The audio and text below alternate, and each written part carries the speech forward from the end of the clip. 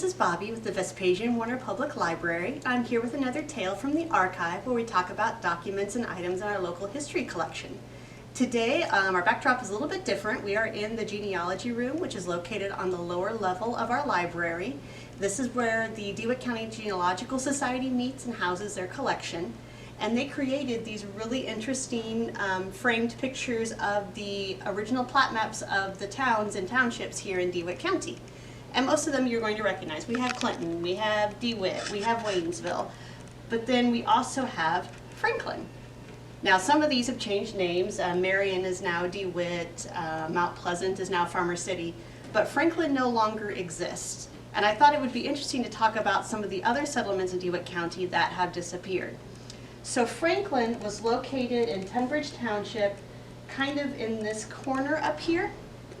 And it was pretty well settled. They had a mill there, they had a blacksmith, they had, as you can see, they had streets laid out. But one of the issues Franklin had was flooding. Salt Creek there is very prone to flooding, and when the town of Kinney was established, Franklin just kind of started to disappear. And it later became Pastime Park, which we have another video about, and that's a really fun history as well. But that got me thinking what other places were in DeWitt County that no longer exist. And one of them is called Zabrisca. And it was located up here in what is now Wapella Township. In section 22, Zabrisca was a very small little village, but it did actually have postal service.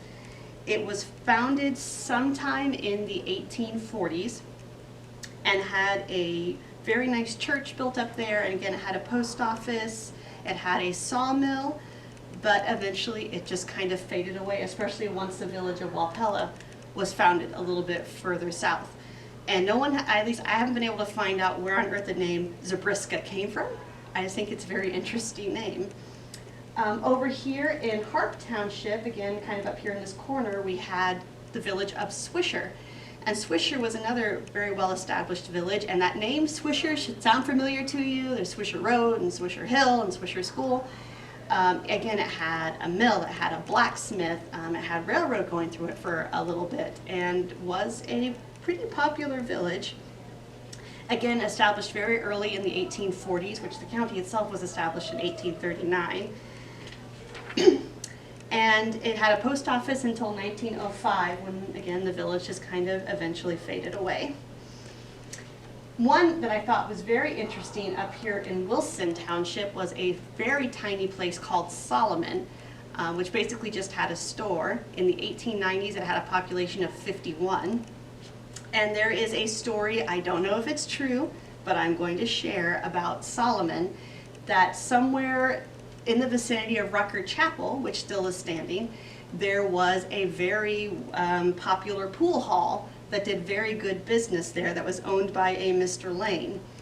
Well, the people of Rucker Chapel objected very strongly to this pool hall, to the point where the owner supposedly burnt it down to the ground with everything in it.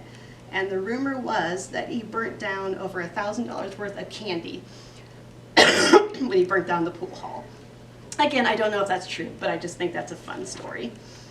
And I found out a lot of this by reading a talk called The Ghost Towns of DeWitt County that was given by Fern Lane Briggs in the late 1970s, early 1980s. She gave the talk at an old settlers reunion.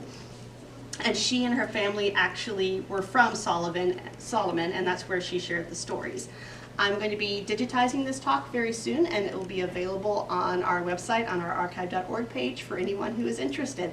And if you want to see these plat maps, please just come to the library and we can let you into the genealogy room, or come here on Thursdays during the day when the volunteer genealogists are here. Thank you for joining me for this tale from the archive, and I hope to see you soon.